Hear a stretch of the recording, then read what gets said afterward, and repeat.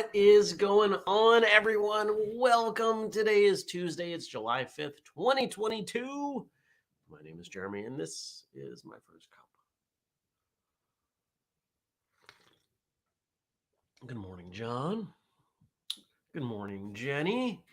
I hope you all had a great weekend. If you're in America and you had a long weekend, I hope you enjoyed that. Wherever you are, I hope you had a good weekend, even if it wasn't a weekend for you. Whatever happened in the last 3 days, I guess 4 days, Friday too, I hope it was good stuff. But I'm glad you're here with me now. So thanks for coming by. Good morning, Gad. I had a really nice weekend. I need more weekends like this. I need more time off. My house is clean and organized, and I did projects outside and spent time with people and was out and I needed it. I really needed it. And I'm thankful. Here's the thing. When you take a vacation, the rest of the world doesn't stop working. But when there are holidays, most people stop working. So you're not falling behind. That's the challenge.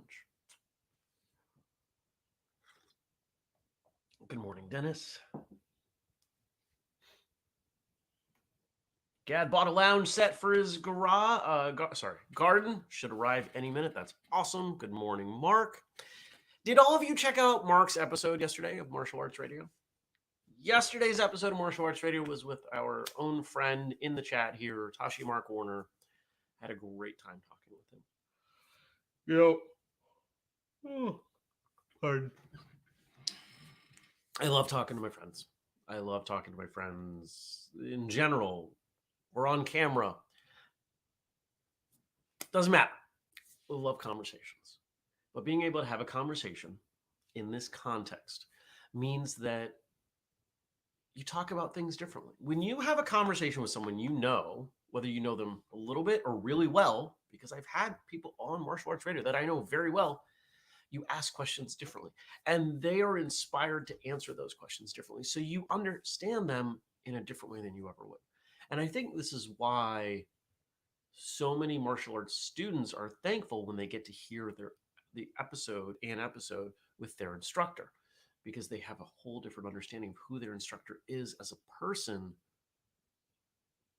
because they're never going to tell those stories in that way to that person, to their students.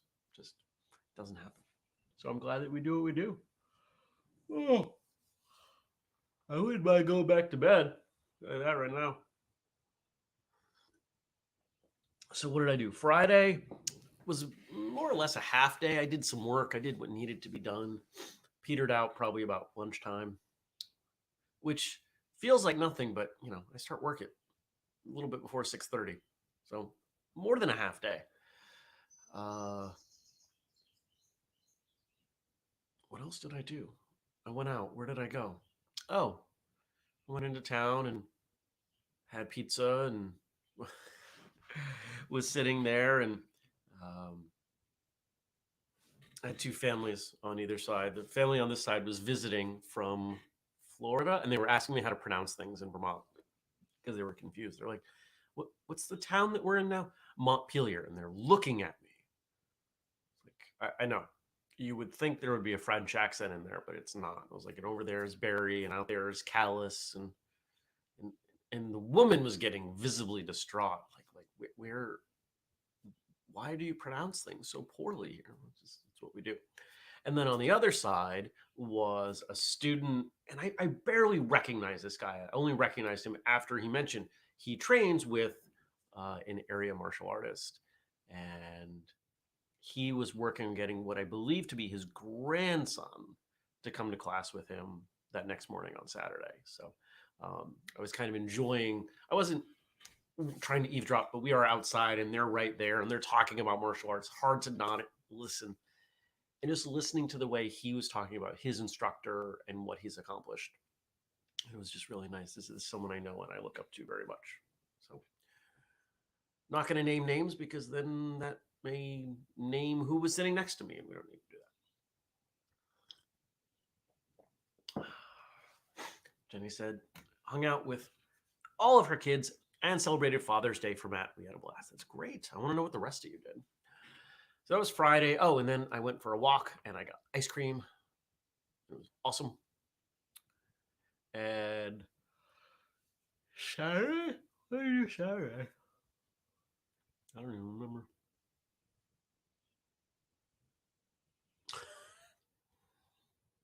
I don't know.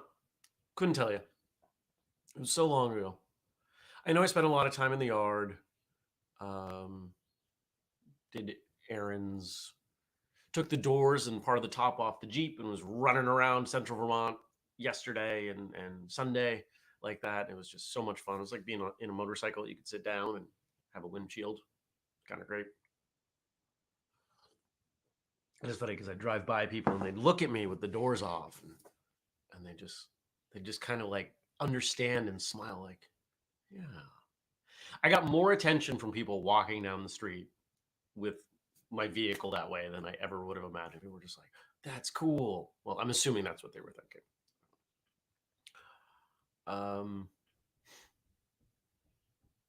Is there anything martial art? Today's a recording day and got a few recordings going on. Got a vehicle going out at 8, which is difficult because I have a meeting with Justin at 8. So I'll be doing double duty. Good morning, Brian.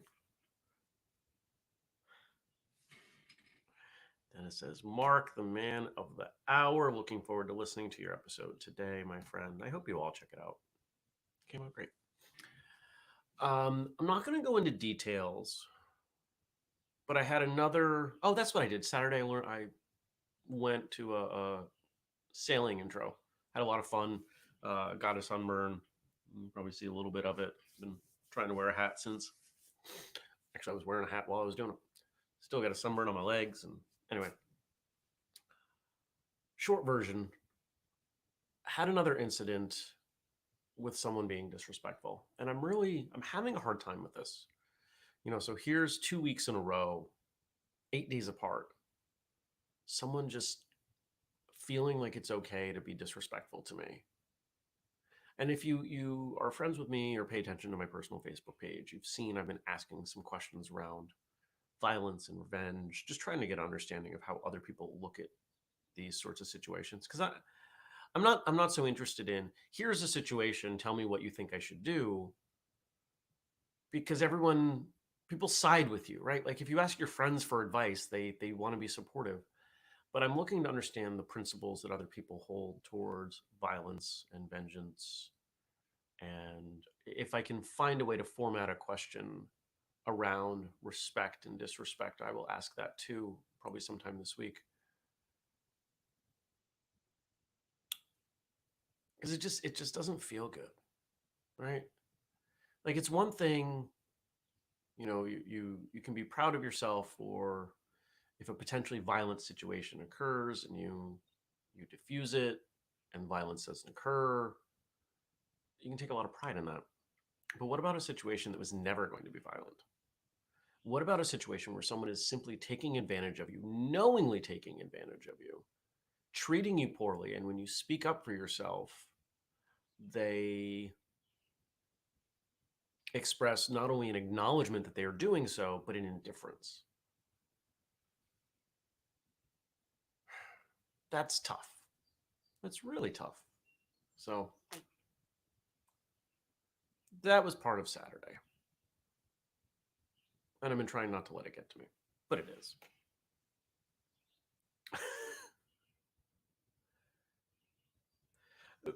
Brian sold his car yesterday.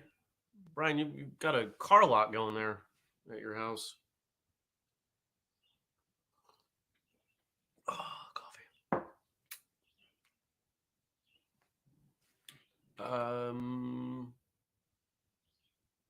I derailed myself. So anyway, that unfortunately has been consuming some of my time. My energy is thinking about this because it's unfortunate. And as I think about actions that I might take in response, they all involve negatively impacting someone else. Someone, let's say, innocent. I don't want to do that. That's not right. there's no perfect form of response in this case. There's Anyway, I want to move on from this. So recordings, who am I recording with today? Let me take a look.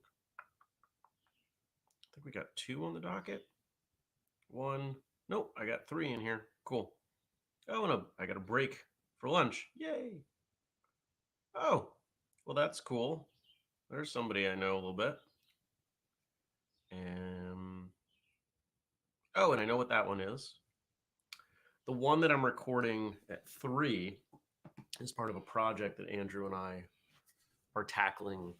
And I don't want to give you too much. How do I give you a little bit?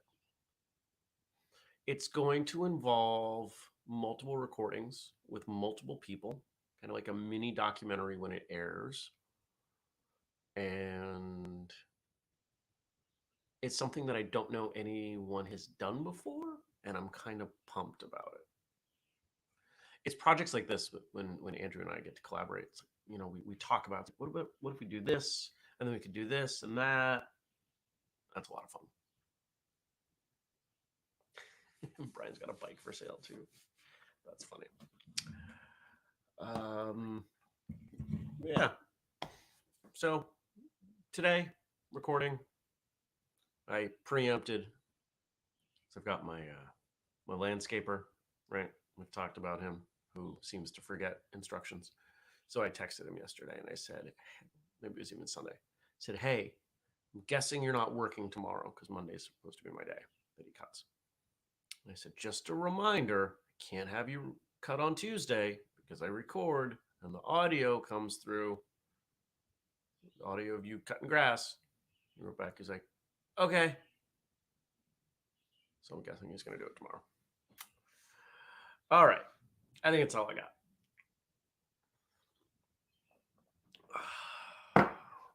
I could sit and drink coffee all day, but I can't.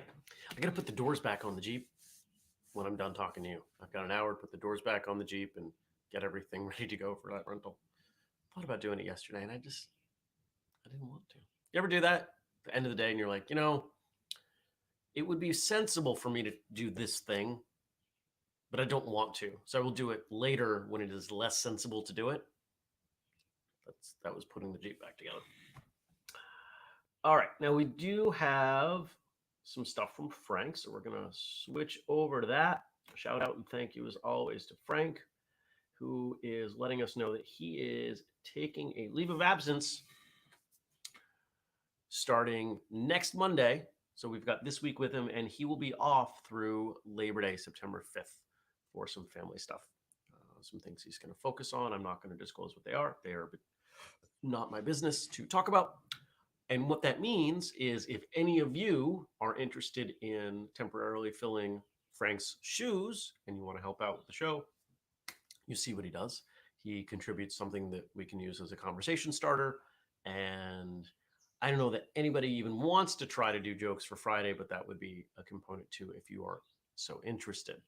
If that is something you would like to do, please email me, jeremy@whistlekick.com, or if we're connected in some other way, you can feel free to reach out that way.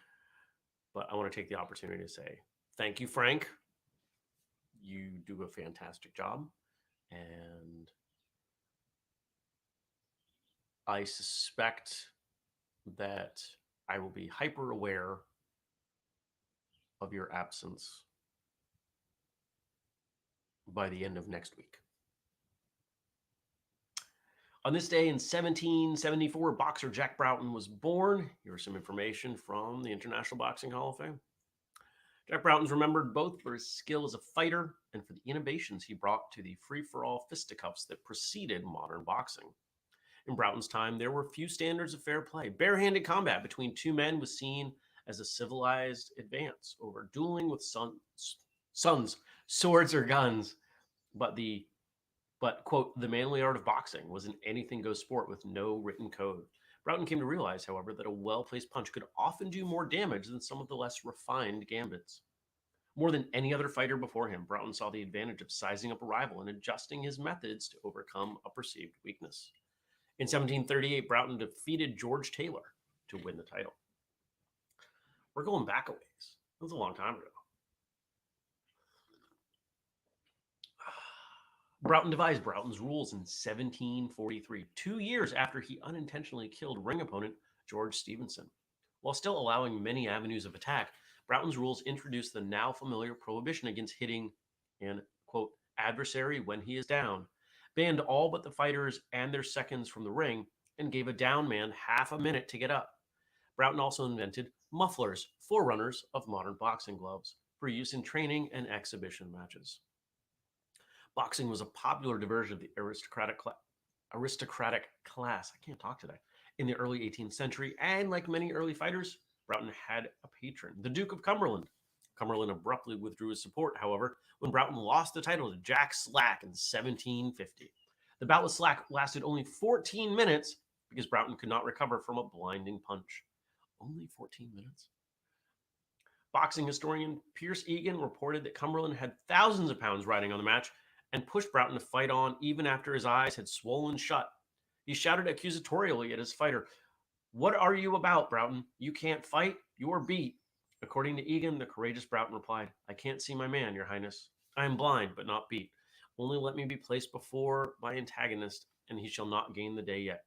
After this defeat, Broughton never fought again, and he turned his academy, popular boxing arena, into a profitable antique shop. It's an interesting career change.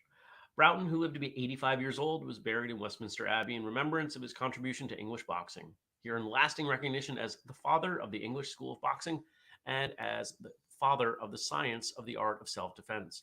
His rules survived for almost 100 years to be superseded by the London Prize Ring rules in 1838. You know, I don't know a lot about boxing. Talk about boxing on this show because there's just so much material to talk about with respect to boxing. But I definitely knew nothing about that era. And it's interesting to think about the transition from really violent, maybe combat to the death, to something more, do we want to call it civilized or sporting?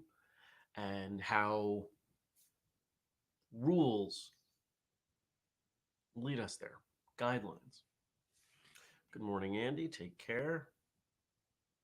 Hello, Josh. Dennis says, Frank, you will be sorely missed, Frank. We will eagerly look forward to your return at the end of summer. Yes, very much so. One of the things I find interesting is that the major criticism of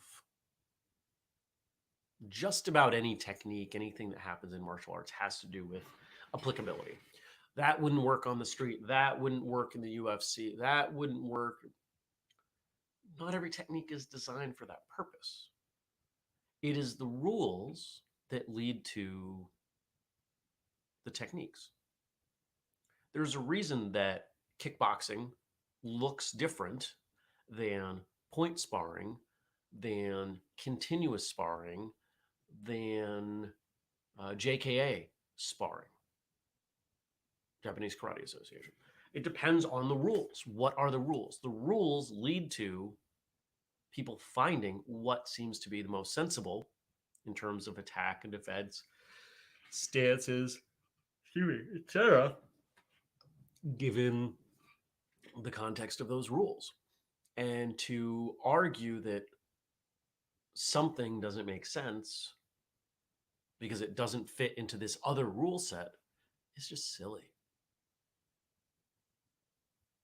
There are foods that you wouldn't combine with other foods. They might not taste good. I'm not going to put shredded carrots on my cereal. Doesn't mean I don't like carrots.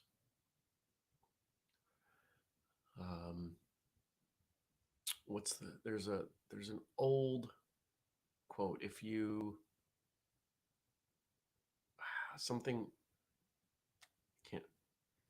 if you judge a fish by its ability to fly,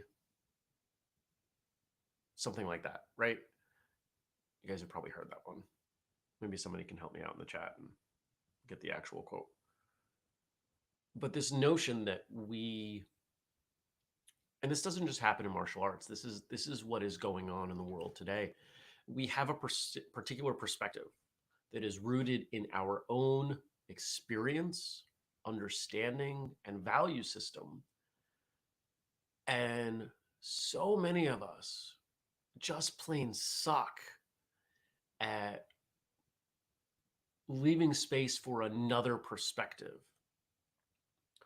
If I look at a set of martial arts techniques for their value in surprise self-defense situations, and I look at the same techniques with how they would serve me in some manner of competition, I should have a different outcome, a different value on the usefulness of those techniques. And if I don't, then I'm probably not looking at them right. We need to be able to leave space for perspectives that are not our own. Just because you train exclusively for self-defense situations or MMA situations or point sparring situations or having fun in class situations does not mean that other people practicing, implementing those techniques in those other ways at those other times is less than. It's just different. And I wish we could wrap our heads around that. And I think martial artists are better at that than your average person, which I think is why I have had fewer martial arts friends over the last few years pull away because we have a different perspective on something going on in the world. Whereas quite a few of my non-martial arts friends have gone so far as to say, if you do not agree with me on this single point, you are not only not welcome in my life, you are a terrible person and I never want to speak to you again. Wow. The arrogance of saying anything like that blows my mind. And yet it happens. I think Jenny's got it for us. If you judge a fish on its ability to climb a tree, it will live its life believing it is stupid. Yeah, that sounds better. Dad says, kicks don't work in the street. Just another example. Who decides this? Arrogance indeed. Of course kicks work in the street. If kicks didn't work in the street, you would never see anybody kick. Just because people are more comfortable and skilled with their hands, they spend their time using their hands more. If you square up to me, if you try to attack me, if you're trying to hurt me, I'm kicking you in the knee. It's going to be ugly. It's not going to look good. You might not even know what kick I did. You might say, is that a roundhouse kick or a side kick? I don't know. I don't care. I care that it buckles your knee so I can punch you in the face and run away. That's all I care about.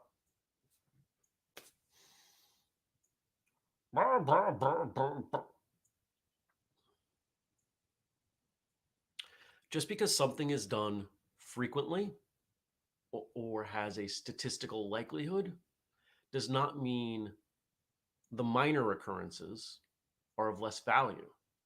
It does not mean that there is not wisdom in them. In the United States, something like 60% of the population is overweight, obese. Does that mean being overweight is a good thing? I don't think anybody's going to suggest it is. The majority of the population, I don't know, what's another thing? The majority of our population is 1 to 2 paychecks away from being homeless. Does that mean spending all of your money or not being financially secure is a good thing? No. Just because most people do a thing, and I'm picking some extreme examples so you can see what I mean. Just because most people do a thing or are a thing or believe a thing does not make it better or right or something to be aspired to. It is what it is, but we have to find the wisdom in between. Statistically, most people who train martial arts aren't very good at it. Why would I say that? Because as you think about progress, you generally find skill, but more and more people drop out over time. So, in across the board, you have the majority of martial artists being somewhere in the beginner to intermediate ranks. Now, there are plenty of schools where most students are advanced ranks, even black belts. But when I look around at most schools, that is not typical.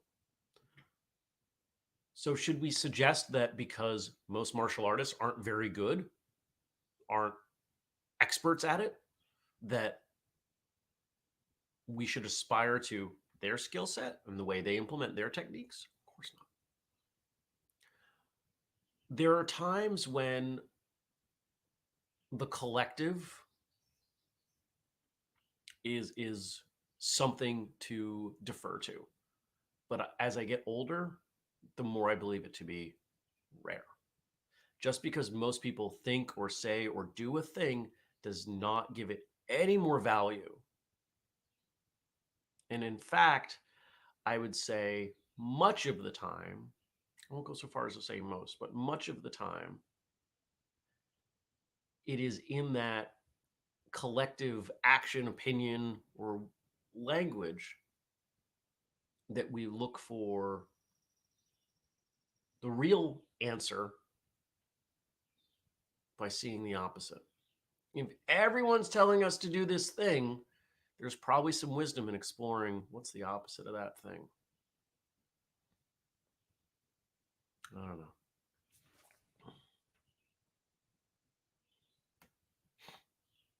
Josh says, you wouldn't do a flying kick in a phone booth. A random quote said by someone I can't remember. Yeah.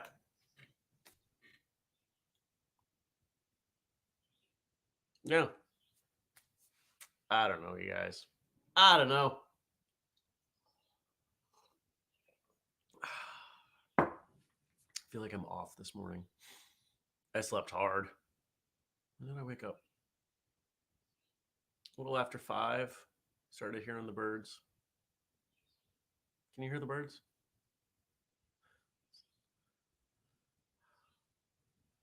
So last week, remember when I saw a fox? It was a coyote. And I was going to grab video from from the camera that I have on the back of the house. It didn't grab it. I have to say, the more time I spend with the Wyze cameras, WYZE, the more I understand why they're only 20 to 30 bucks. They just, the services behind them just aren't that good. So over the weekend, I installed another Google camera. It's right there. I have more coming because those work really well. I'm going to go. I'm going to go drink my coffee. No, I'm not. I'm going to drink coffee and put doors on cars. Oh. I have to say this one more thing. Went to a parade yesterday.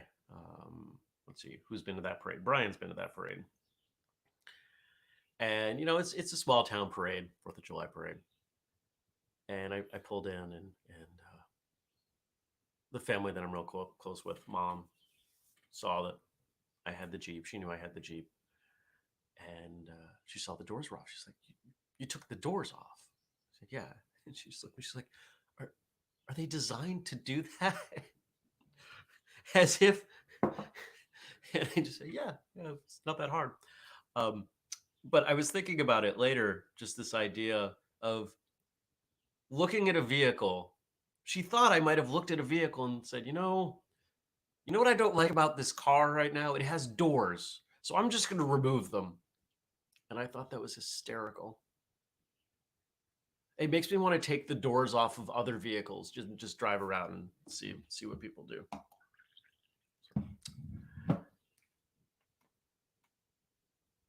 Gad's got a good thought to leave us with. Discussing what works holds no value. You can only discuss what worked in that particular situation under those conditions. From that experience, you can gain some wisdom on what may be applicable given certain situations in the future, but knowing that it will never be exactly the same and recognizing that we all, even instinctively, apply far too much value to personal anecdote versus